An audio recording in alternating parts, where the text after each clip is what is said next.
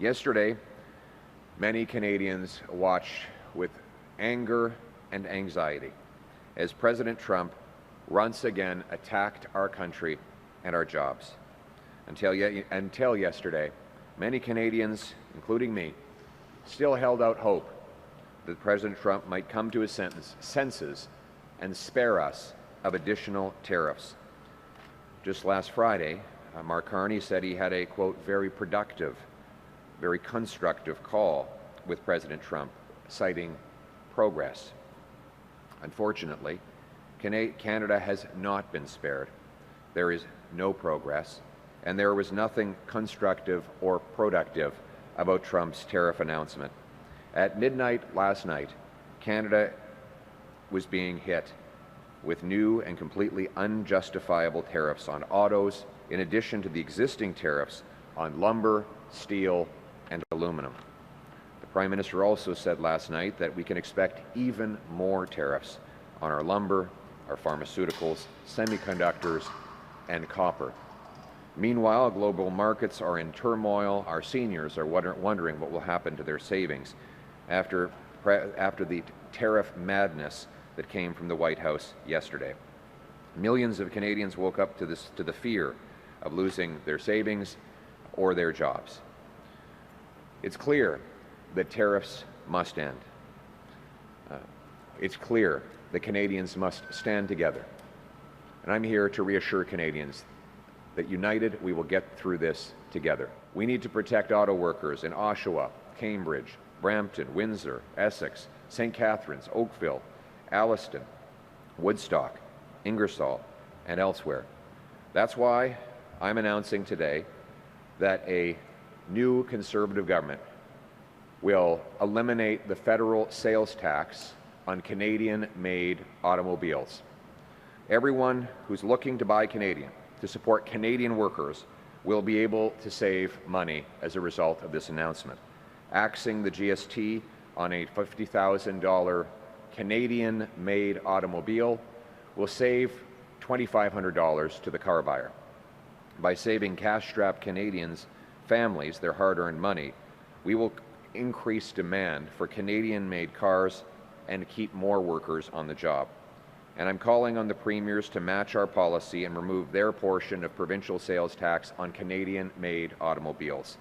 This will have the double effect of supporting workers in the auto sector and also tackling the Liberal inflation crisis that has made everything more expensive.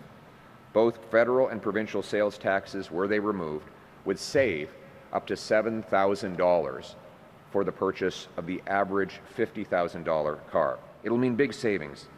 For example, on a new Chevy Silverado from the factory in Oshawa, a new Honda CR-V from Alliston, a Toyota RAV4 from Woodstock, or a new Chrysler Pacifica from Windsor.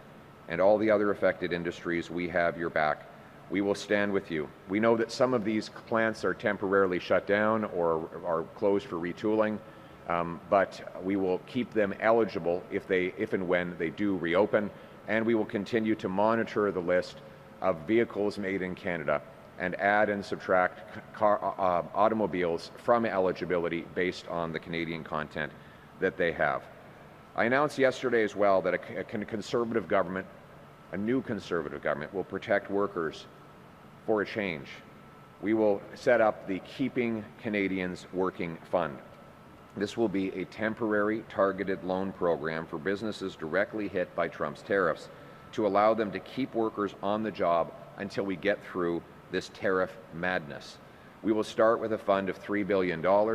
These will be loans, not expenditures, and we will use the money to lend to companies who are desperate to keep employees on the payroll throughout this period of uncertainty and tariff obstacles, so that those workers can keep working, keep paying taxes, can keep supporting their families. At the same time, I will push hard to end the tariff madness. On my first day on the job as Prime Minister, I will call the President and demand that we rapidly renegotiate the CUSMA agreement. on a very tight timeline. That will allow us to find certainty. I will also propose that in the meantime, both sides suspend tariffs. To be clear, no counter tariffs from Canada will be removed unless and until the Americans do the same. But the argument to President Trump will be this: put aside the uncertainty, the job loss, and stock market crashes on both sides of the border. Pause the tariffs until we can hammer out a deal. Now, that deal will have to be in the Canadian interest. First and foremost, we will protect Canadian sovereignty. Certain things will be non-negotiable. We will protect our land, our water, our laws, our government, our culture, our language policies, and our borders will always be exclusively under our control. Second, we will demand an end to all tariffs, free trade, both ways. But third, we believe we can convince the Americans it's in their national and security interest to get a deal, because we will use all the proceeds of that deal, all of the economic benefits that flow into the federal coffers, to massively rebuild our military so that we can carry our weight and keep our continent safe.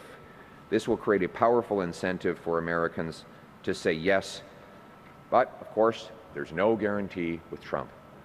As we're learning, nobody in Canada can control Donald Trump, contrary to many of the suggestions and the unrealistic expectations that some have been setting. Which is why I have to make clear, and I will be making clear to President Trump, that any commitments we make that America wants to happen on defense, border cooperation, or market access can and will be instantaneously withdrawn if he violates any part of the agreement. We will only uphold our side of the bargain as long as he holds up his side of the bargain. That's how we create the leverage to protect against a president who changes his mind and breaks his word.